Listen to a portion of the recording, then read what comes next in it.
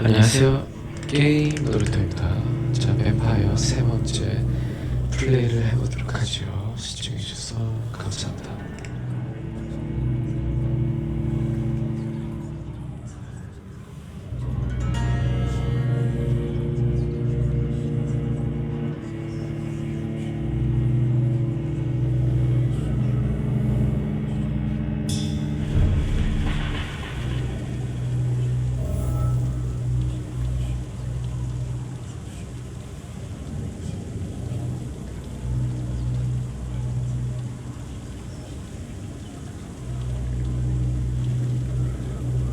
I'm sorry, Jonathan. Mr. Hampton needs me right now. Come on, you bastard! You can do better than that! Nah, it's my turn!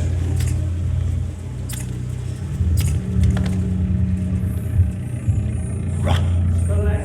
To all pristine. Each heart contains the seeds of life. Drink at this river. Dry it all.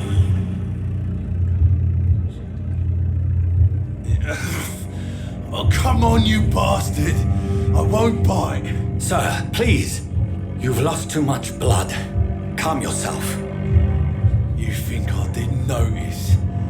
Stop your staring and get me to an hospital, you arse! Insulting a good Samaritan. Not exactly the way to get rescued. Alright, sorry. I am in pain here. My guts are spilling out onto the street and you're yabbering on. Yes. That's a very nasty wound you've got there. Take my word, I am a doctor. Dr. Jonathan Reed. Name's Clay Cox. I'd appreciate you helping me to a better place, Doc. Follow me, Mr. Cox. Let me assist you to that better place.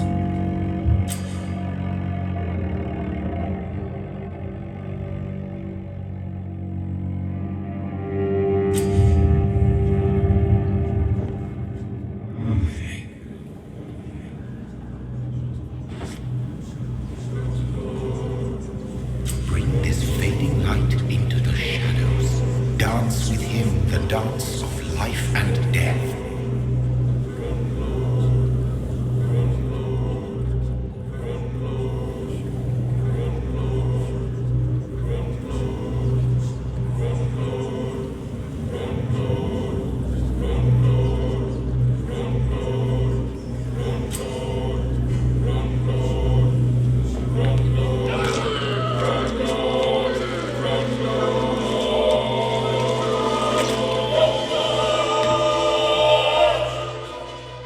In the back, you bastard! Didn't have the guts to fart me. Fuck you. I'll kill you. I'll kill you.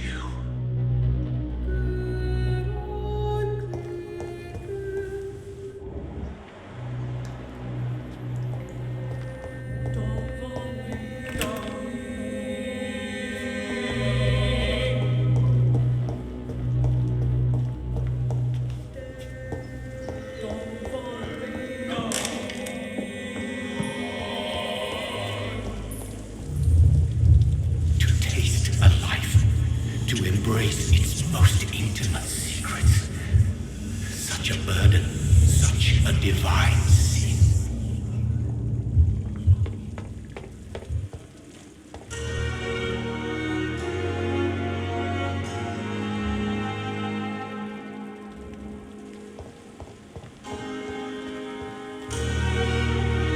Good evening, nurse. I'm Dr. Jonathan Reed, the new surgeon here at the Pembroke. Dr. Swansea has already told us about you, sir. I'm Nurse Gwyneth Brannigan. Welcome to the Pembroke Hospital. Did he really? It's a good thing I wasn't hoping to keep a low profile. All members of staff have already read about your new blood transfusion technique. Dr. Swansea made sure of that. I see. Well, I'm a little surprised, but I suppose I'll just have to deal with this unexpected notoriety. You must know, blood transfusions are Dr. Swansea's primary subject of research. He is convinced it is the future.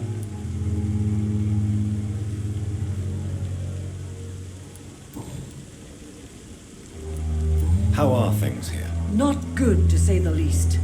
We're struggling against an invisible enemy, more lethal than any bullet from a gun. It's hard, Doctor. An invisible enemy? Quite a poetic term for a disease, especially from a nurse. Sorry, Doctor. These last few weeks have been exhausting. We could all do with a good night's sleep.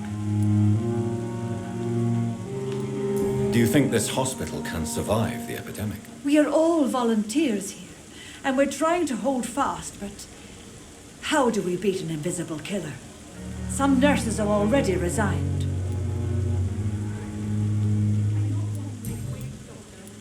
I'm not familiar with all the staff yet. Perhaps you could help me. Brilliant professionals, most of them. Dr. Swansea has a gift for recruiting talent. Most of them. Is there a problem I should know about, nurse? It would be inappropriate for me to speak ill of a colleague.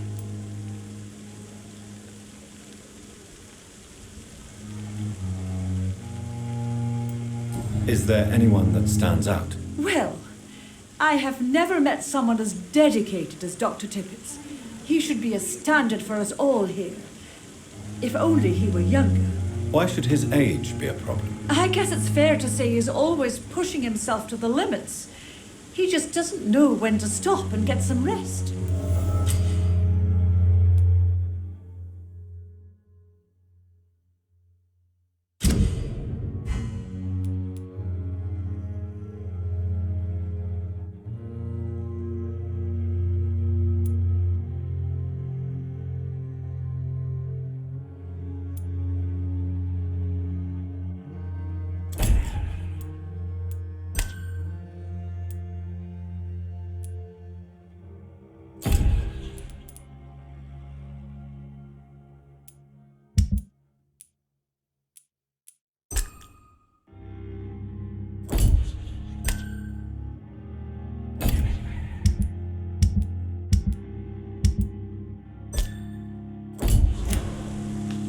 Nurse Brannigan, if you do know something, please tell me.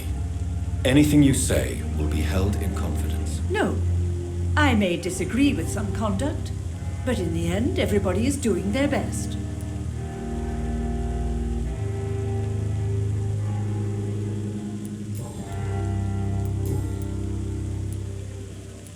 Goodbye, nurse. Call me if you need assistance.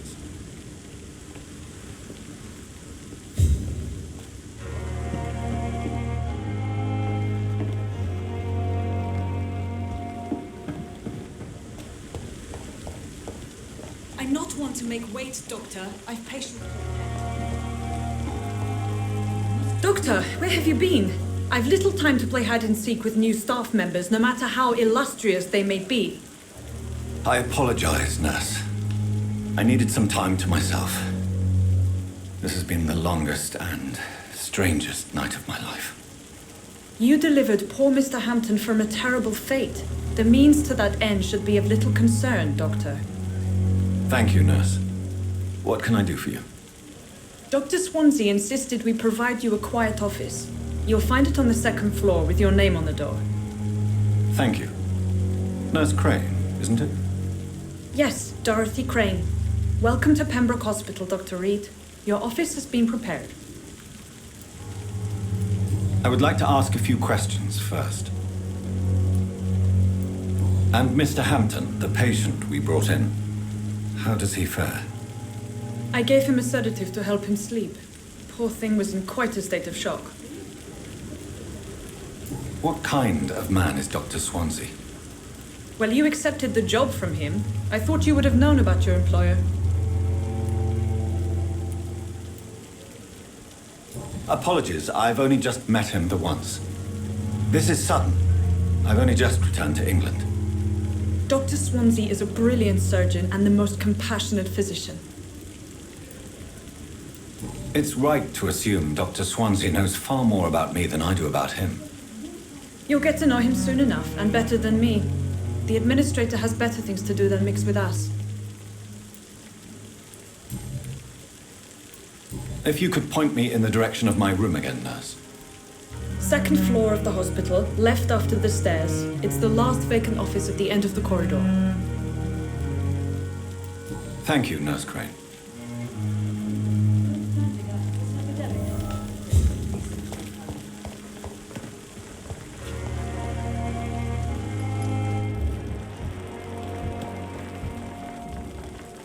Good evening, sir. So it is true. The famous Dr. Reed has joined us. I can't think of any better news during these terrible times. Do we know each other? Actually, yes. We met once before at the Rockefeller University in New York. Dr. Tippett, yes, I remember.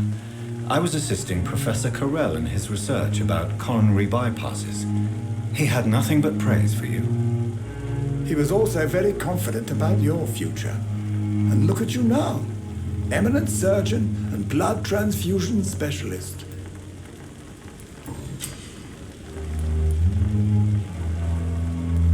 What is the Pembroke Hospital situation?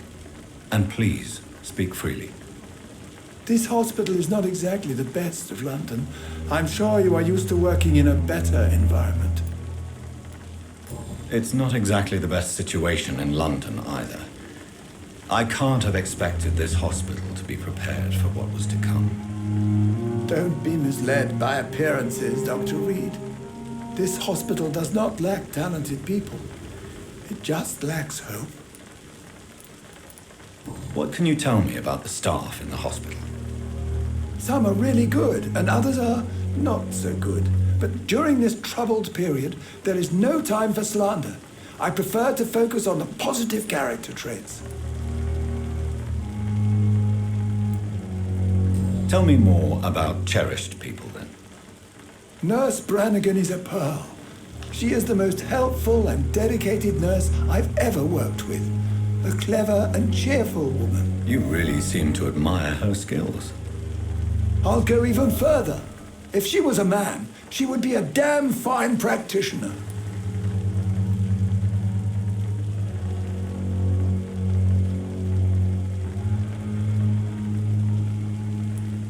Any opinion about the management? I don't always agree with Dr. Swansea's reserve, but I must admit he does all he can to keep this facility running during this crisis. Ah, yes, the burden of command. I was fed up with this concept while serving as a medical officer. Don't get me wrong. Swansea's a good administrator. I just wish he would get out of his office now and again.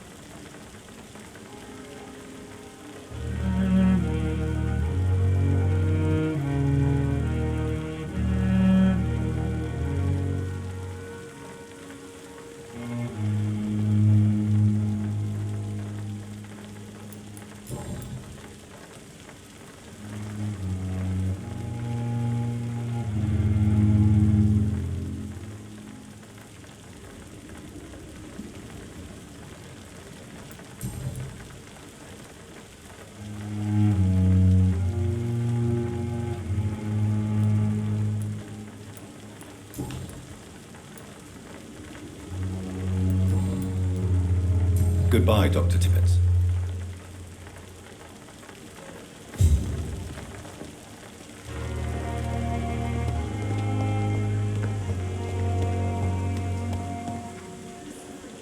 Good evening, sir. I'm Dr. Jonathan Reed. I'm new here. I've already heard about you, Dr. Reed. I'm Milton Hooks, the ambulance driver for this shithole of a hospital. That's quite a blunt introduction, Mr. Hooks. You can call me Milton. I like to speak my mind, Dr. Reed. Perk of the job. Don't judge me, and I won't judge you. I'm not sure I understand what you're talking about. Well, I'm no doctor, but I'm pretty sure a gun can't be used as a surgical instrument. You have a keen eye. I learned to shoot during the war, and have carried one ever since. Old habits die hard. No need to explain, Dr. Reed. And if you ever need a better gun, remember, I may have something for you.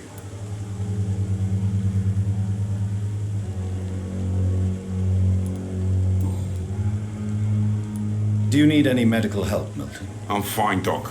Physically, at least. But I would give everything to be in a better place right now.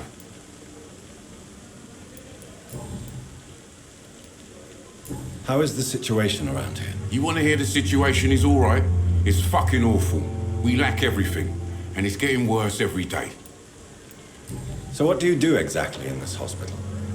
Apart from smuggling guns, I mean. I've been an ambulance driver since... too long, I guess. I bring sick people here night and day. It's a dirty job, but I get it done. Most of the time. Since you're on the front line, how is the sanitary situation in this vicinity? It's a complete disaster. It's even getting dangerous to enter some streets or buildings. Even the locals attack you. It sounds like things have been a bit rough recently. What's happened? Yesterday I got attacked by the patient I was bringing in. I escaped through the hospital's garden, but I lost my wallet when I was running. You left an infected patient outside the hospital. That's incredibly dangerous. Go there yourself if you want, but be careful, Doctor. I'd rather not bring your dead body back.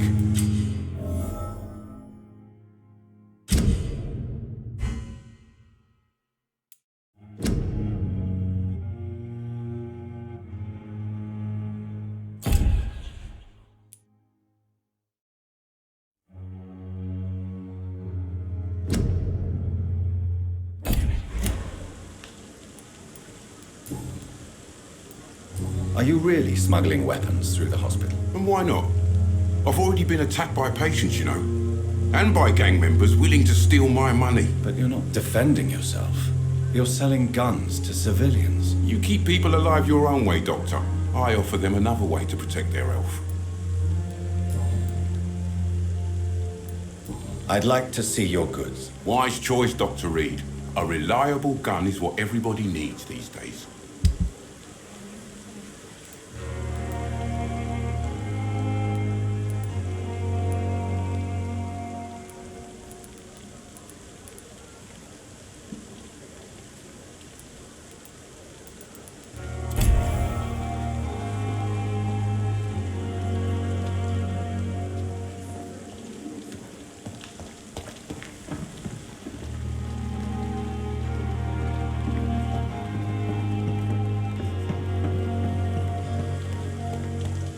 Dr. Swansea is right. This place seems perfect to conduct my research. The pain. It's here again. Good evening, miss. I'm Dr. Reed, the new surgeon at the Pembroke Hospital. And who are you? Your name has no meaning to me, mortal. You're nothing but dust blown by the winds of eternity. I beg your pardon. What are you begging for, mortal? My clemency? Well, tonight maybe I'm inclined to mercy. You'll never forget the night you met Thelma Howcroft. You keep calling me mortal. Why is that? And if I'm mortal, what are you? Well, Dr. Reed, if you must know, I'm a vampire.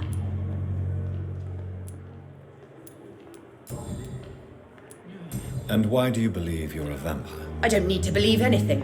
It is what I am. It is what I feel within this hollow shell of flesh. Please, describe to me how you feel. What is it like to be a vampire? I can hear my body crumble from the inside as my flesh cracks and fades. I sense the last pulse of postulant blood within my drying veins. I need new blood. I see. Have you ever heard of Cotard syndrome, Miss Howcroft? Never. It's a mental illness discovered by a French neurologist named Jules Cotard. The affected patients are delusional. They believe that they are putrefying, that they are dead, a ghost or a ghoul, or in your case, a vampire. Delusional, you say? Oh, sad and petty mortal. You can't even begin to understand the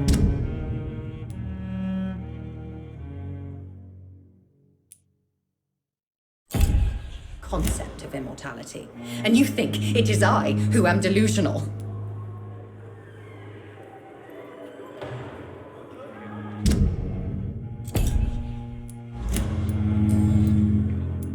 I'm assuming you must be a patient here.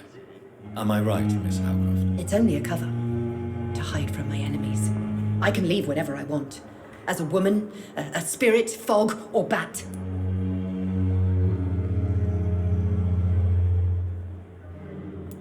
Who are these enemies you mentioned? Can you describe them? I cannot say for sure. But I sense their eyes on me from nearby.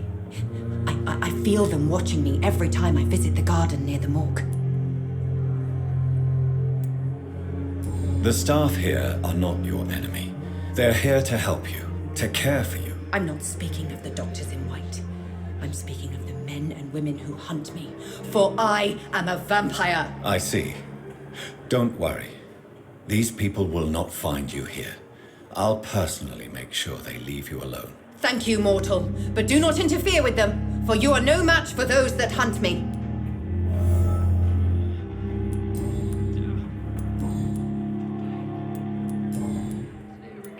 Who are you really, Miss Howcroft?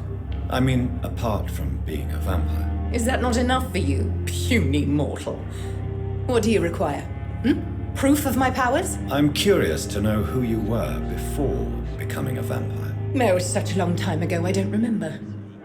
Centuries of unholy life can have strange effects on one's minds, you see?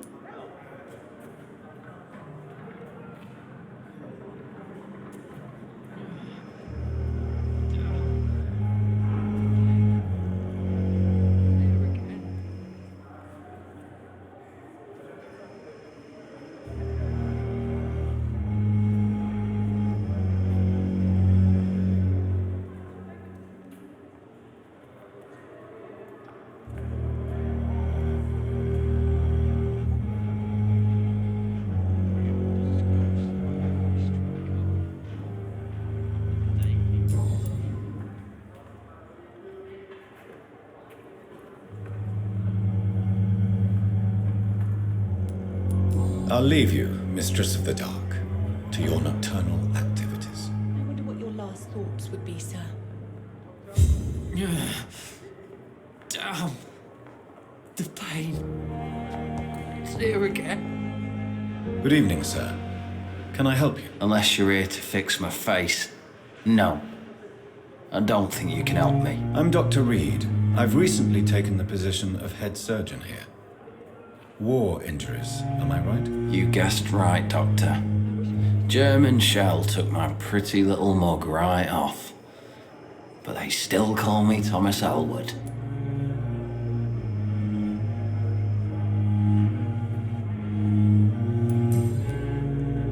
How is your stay with us, Mr. Elwood? Oh, it's bliss. I just escaped death in the trenches to be surrounded again by the moans of the dying. Can I ask you precisely why you're a patient here? It's the pain, sir.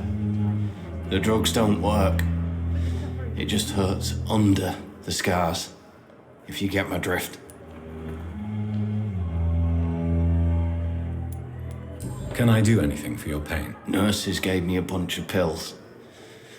No effect. Told you. It's like the flames are under my skin, burning away.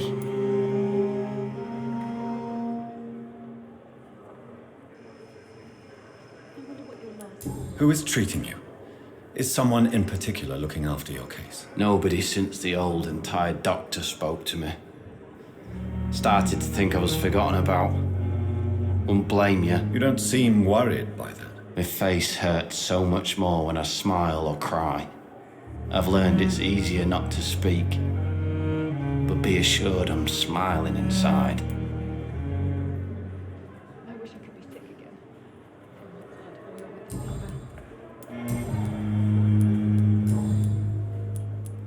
How close are you to Miss Hawcroft? Are you aware that she thinks she is a vampire? To wait for her next nibble is the best reason to stay here. Every time she approaches my bed, she treats me like something tasty. A normal person. Aren't you afraid? She may hurt you if the game goes too far. She's quite harmless, I can assure you. Her head's broken inside is all. While I'm busted on the outside. But she's still beautiful. Living proof that there's hope for me. So do you let her bite you? You know that's not sanitary. And why not? She's only supping a few drops of me blood. And the pain, it's real for once. She could decide to bite less willing patients. Then it's another good reason for me to stay here, Doctor. You do realize she's mentally disturbed. It's called the Cotard syndrome. She truly believes she's a vampire. In her madness, she never refers to my scars. And frankly, if I could, I'd join her world. It seems much more fun than the real one.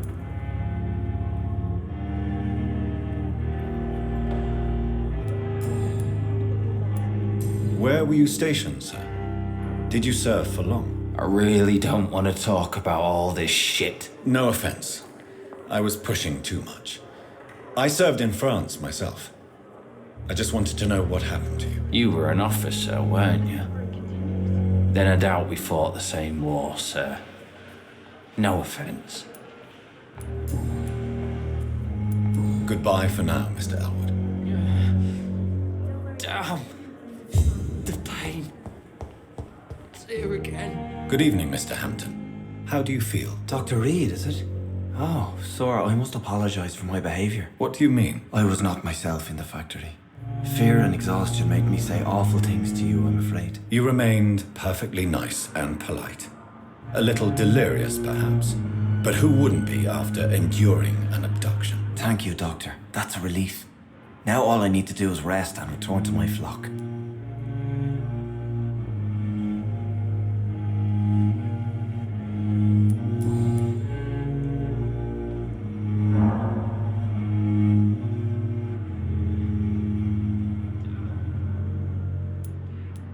How did you end up in William Bishop's den? I had received alarming news about his recent behavior. I went to his place and he refused to let me go.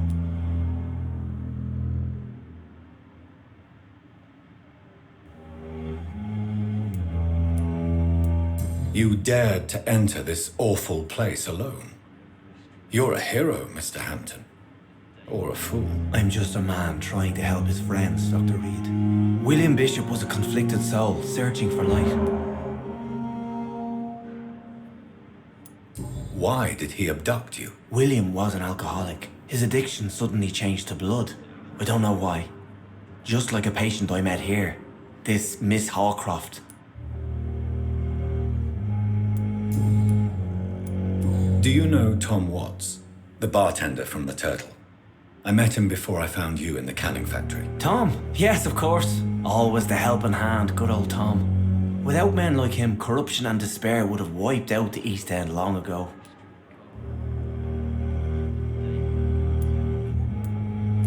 People are still in despair. How could it be otherwise?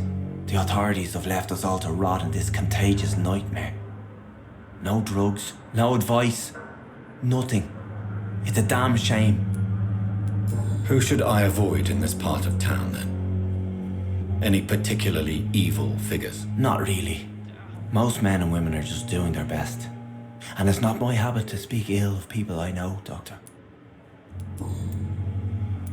What is the general situation in the East End docks? The situation has always been tough, with a lot of tensions between the gangs and the dockers' trade union. The Wet Boot Boys are very nervous since they lost their leader.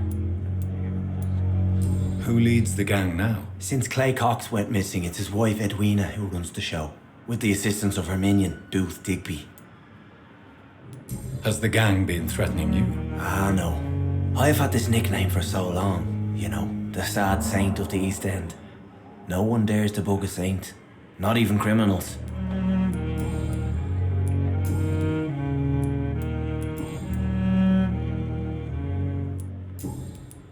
Goodbye, Mr. Hampton. We'll talk again later.